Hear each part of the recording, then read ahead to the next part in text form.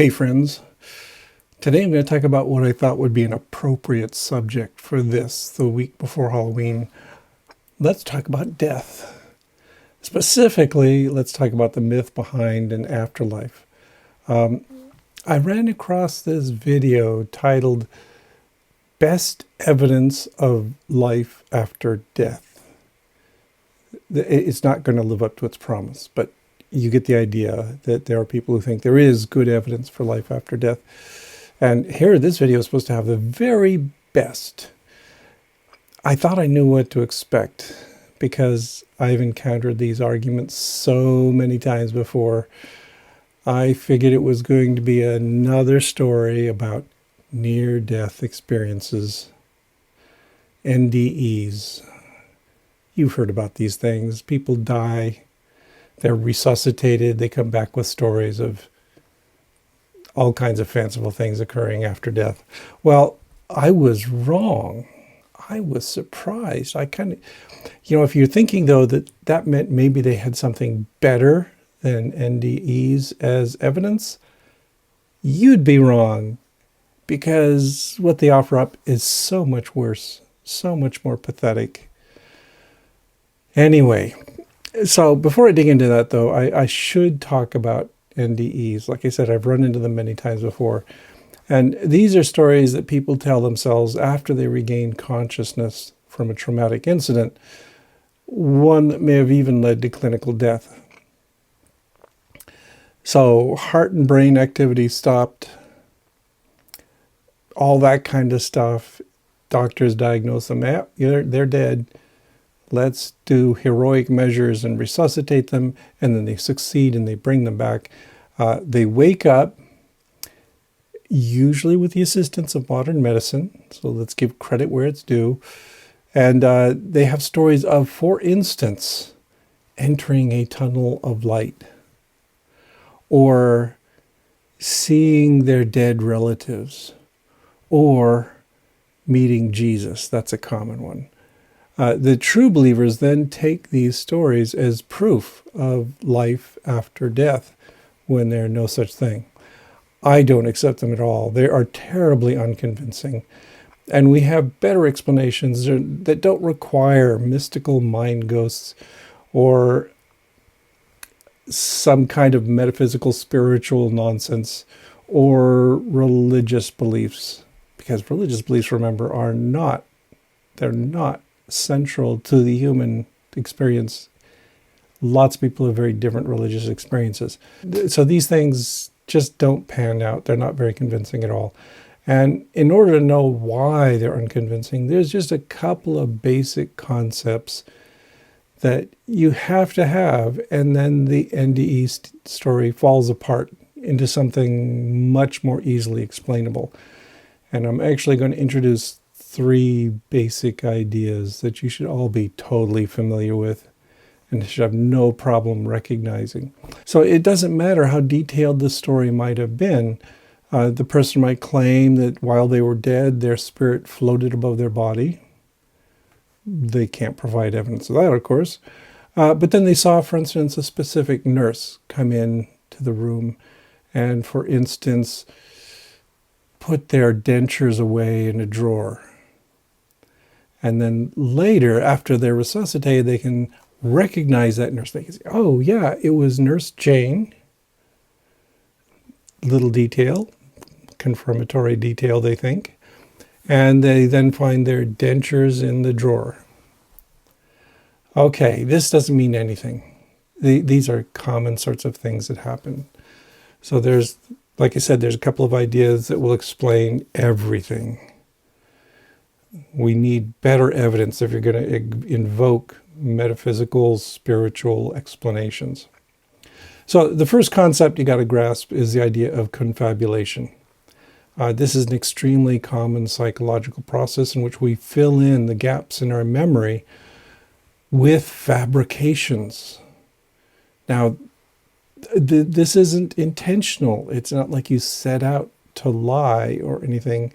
It's that the individual has a large gap in their memory, but they know that they existed through this period of time. that creates an internal conflict. So what their brain does is it fills in the gaps. And you do this all the time, even while conscious. You know, a bird flew by my window a moment ago, and I didn't actually witness every step of its flight, but I would assume that it landed on the bird feeder outside, then flew away. Did I see all that? No, but my brain can fill in those details because I've seen it so many times. So, our patient was resuscitated in a hospital. He knows what you find in hospitals. He knows there are nurses in the hospital. He may have identified the specific nurse when being entered into the hospital. He knows her, at least superficially. So there's a convenient person to place into the story that fills your gap. And then also, you know, they may have noticed, okay, my dentures are missing. Well, you know, when somebody is getting electroshock and all this other stuff, you know, the cardiac resuscitation stuff, and somebody's pounding on their chest, dentures will be taken out and put away. And where would they put them away? In some convenient place nearby. So this is not shocking at all. This is what you'd expect. But you can use all these little details to flesh out your story and make it sound like it's real. The whole process is totally routine and unsurprising, and far more likely than that his mind went wandering away after death and was existing independent of his brain. The second term you need to hold in your head is confirmation bias. So only positive responses that confirms one's expectations are noted. So the patient guessed that a nurse he met during his routine care was also present during his episode of unconsciousness, and he was correct. But what if he guessed wrongly? What if that nurse was not there at the time and a different nurse was present? Well, that just wouldn't be noted. That would just not filter into the story afterwards. And that's confirmation bias. So because a different nurse was there, that would be unexceptional again. Wouldn't be noted, would be left out of the tale, and you wouldn't hear anything more about it. And this is one of the problems of building a case out of anecdotes. Without knowledge of the range and likelihood of various results, one can't distinguish the selective presentation of chance events from a measurable phenomenon. So none of this has been measured, these NDEs. There's nothing there to measure. Now, please notice, I am a firm believer in the idea that the mind is a product of the brain. I'm a hardcore materialist. I am not, however, arguing that because I believe this is the NDEs are false. I'm offering a more limited perspective. So all I'm saying is the evidence from NDEs is meaningless. It doesn't tell us anything. It's actually all they've got, though, which was why I expected this video to surprise me with something more if they're claiming they've got the best evidence for life after death. But no, it's simply a thin soup of weak sauce. So let me show you their first anecdote. It's the only one I'm going to waste your time with. The rest are just repetitions of the same thing. Imagine this. You're working in a hospice, and one person there that you've taken a liking to is a former merchant marine who's dying of stomach cancer. Let's call him Ron. One day you're sitting at his bedside reading to him, and suddenly you feel a great force take hold of you. Before you know it, you're floating in the air as if you're somehow out of your body. But guess what? There's another ghostly body floating in the air. It's Ron, and he looks at you and smiles. He looks very content indeed, as if trying to tell you that he's A-okay with clocking out and getting a new room in the afterlife. Suddenly, you feel yourself drop as if your soul has joined your body again. On the bed next to you is Ron. He takes a few more breaths and dies. The end. And here's what's interesting, okay? That wasn't an NDE. It's something the true believers call a shared death experience. And it's a terrible piece of evidence. The person who died isn't resuscitated. And he contributed nothing to the story of their death. A witness claims to have seen the dead person's ghost depart. Nothing more. So everything hinges on the credibility of the story of the witness. That's it. Why should we believe them? No evidence is provided other than hearsay from what is basically a medium who is claiming to have been a witness to a metaphysical event. But the proponents of this phenomena claim that it's stronger, which makes no sense, but they say it's stronger because the usual NDEs are related by people who were sick or injured or traumatized, and therefore not as good. Notice that problem isn't brought up when they discuss NDEs, only when they bring up shared NDEs. So it's usually brought up by sick, injured people, which makes it weaker evidence, they say. Yeah, I'm on the fence about that one. But then they say because the shared death experiences, on the other hand, are told by healthy people with undistorted brains, they are more reliable. Again, think back to what I told you a moment ago. Healthy brains are capable of confabulation and are also capable of this whole business of confirmation bias. Confirmation bias occurs all the time. I do it, you do it, everyone does it. So this doesn't get them away from the common problems of NDEs. Now, there is a third problem. Okay, besides the whole business of confabulation and confirmation bias, this one doesn't seem to be taken into account by the true believers either, and that is people lie. They may have a motive for lying. Even if they're not lying, not consciously lying, they may be biased by other factors that lead them to believe something is true that isn't. This happens all the time too. So your brains lie to you. Your experiences may lie to you. So you can't trust them. And this is especially true for people with an ideological agenda who stand to profit from selling people feel-good mystical delusions. Like the guy who got this whole NDE business and the shared death experience business going. It was a fellow named Raymond Moody.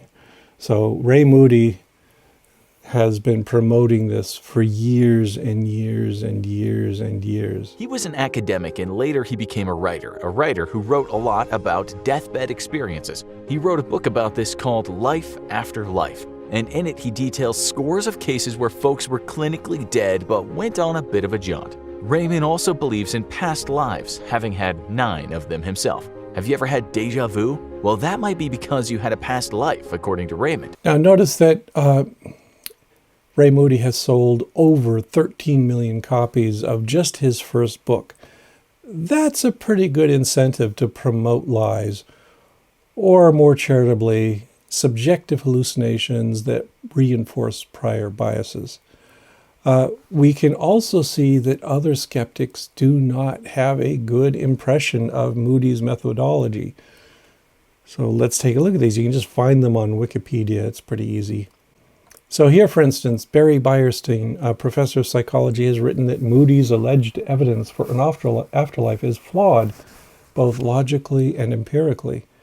The psychologist James Alcock has noted that Moody appears to ignore a great deal of the scientific literature dealing with hallucinatory experiences in general, just as he quickly glosses over the very real limitations of his research method. So that's confirmation bias coming into play. Moody has been described as a strong personal believer in the paranormal. His methods have drawn criticism from the scientific community, as many of the personal reports he collected on NDEs were given by the patients themselves months and even years after the event. Now notice that might be one of the reasons they're pushing shared death experiences is more important, because critics have told them this is personal stories from people who were affected by the trauma. And now he's saying, well, no, I got another way of looking at this. So Terence Hines commented, such reports are hardly sufficient to argue for the reality of an afterlife. And I agree. That is not sufficient. The philosopher Paul Kurtz has written that Moody's evidence for the NDE is based on personal interviews and anecdotal accounts, and there's been no statistical analysis of his data. I kind of disagree with that because I don't think any amount of statistical analysis is going to help the story. Yeah, you could go ahead and say, okay, well, we've analyzed all these stories and 30% of people report this kind of phenomena. It doesn't salvage the story at all. So no, not impressive. I think that's kind of an irrelevant point. There is also the question of interpreting such data as has been published, assuming that the factual matter is objectively correct. According to Kurtz, there is no reliable evidence that people who report such experiences have died and returned, or that consciousness exists separate from the brain or body. Yeah, that's fine. That's, again, we don't have any reason to think that the mind can exist independent of the brain. Here's another one. The philosopher Robert Todd Carroll has written that the characteristic of Moody's work is the omission of cases that do not fit his hypothesis, confirming the aspect of cherry picking. Carroll writes that what Moody describes as a typical NDE may be due to brain states triggered by cardiac arrest and anesthesia. Moody believes NDEs are evidence for an afterlife, but Carroll states that they can be explained by neurochemistry and are the result of a dying, demented, or drugged brain. Yes, this is a dying brain reaching out for what it wishes were true. And these are fairly standard responses to the kind of bilge promoted as proof of life after death. And this video doesn't go beyond that. It's just more of the same. So no, I don't find it all convincing. Another factor, of course, is, as I said, lying, or more charitably, the predisposition to promote ideas that you already had in your brain. And there have been a couple of known examples of this. I'll just mention that there have been best-selling books sold. For example, Alex Malarkey, who was in a tragic accident, ended up a quadriplegic, wrote a book. Well, more likely his father wrote the book. His father, Kevin Malarkey, titled The Boy Who Came Back from Heaven. And this book recorded all these events, meeting Jesus, all that kind of stuff that they always say. And here's the thing. Later, Alex Malarkey recanted. And he said that he did not actually experience any of these events. It's actually a little bit unsurprising because his father was a Christian therapist, some sort of evangelical Christian who profited greatly from this book. And interestingly, Alex's mother has complained that she never saw any of this money, that they've since been divorced. But anyway, Malarkey said this. He said, "I went to heaven because I thought it would get me attention. When I made the claims that I did, I had never read the Bible. People have profited from lies and continue to. They should read the Bible, which is enough. The Bible is the only source of truth. Anything written by man cannot be infallible," which is actually kind of interesting, that he's disavowing the claims he made in his book, which was ghostwritten, haha. Anyway, which was ghostwritten by his father. And so he's saying that that's not true, but he hasn't yet abandoned his Christian faith, which led him to make these claims, or his father, who was the one who actually made the claims. Another person who milked this for all it was worth was Colton Burpo, whose father was an evangelical pastor, also wrote a book after he was briefly dead and then resuscitated, titled Heaven is for Real. Colton has not retracted that book. He still claims that it is true, but everyone who has read it has said it's full of inconsistencies. It does not concord with the beliefs of the Christian Bible, etc., etc., etc. In fact, Philip Johnson, wrote an essay in which he basically condemned all these life after death books because none of them fit with what the Bible says or what Philip Johnson believes the Bible says. And he basically condemned them all as abominations because of they're promoting pagan beliefs or promoting bad beliefs that can discredit the Christian religion. So there's a lot of this stuff going around. Just ignore it all. Okay, so where are we left with this? Well, there is no evidence for life after death. And I am saying this as somebody who really wishes there were, right? Not necessarily for me personally, but because I'm old enough that I have known many friends, many family members who have died. And it's tragic. It's, that in me, I am full of grief for these people. That, for instance, here is my father and my little sister, Lisa. This was from many years ago, but they died several years after this photo was taken. And, that was a huge event in my life, to lose my father, to lose my little baby sister, two people I love very much. And I would love to be able to meet them again. I would be so happy to talk with them once again. I think of these people, at least weekly, maybe daily. They come up in my head all the time because they were so close to me so many years ago and were abruptly silenced and left me. So yeah, I would love to talk to them, but I don't believe that I ever will. That my desire, my wish, and my grief do not constitute scientific evidence that life continues after they die. We know that the mind is a product of the brain because damage to the brain leads to damage to the mind. We know that there is something going on in our heads that dissolves with our death and with the dissolution of that matrix for our thoughts. Our thoughts end as well. So, yeah, these people who are telling you about life after death, who are trying to sell you books on life after death, the local pastor that tells you if you believe in Jesus, you will live forever, they're all lying to you. Or at least they're all making up or promoting a story that they heard. And it's simply not true. These are ghouls who are trying to milk your desires and your grief for their personal profit and the advancement of their religion. So don't fall for it. It's all nonsense. And that's the sadness of the human condition. It's just the way it is. Okay, I will leave you with that this week. Isn't that enough? Hope you find something cheerful in this next week. Yeah, no, you can't go to a Halloween party. Halloween parties are not allowed, and neither is trick-or-treating. I'm so sorry. You're just going to have to sit home and mope.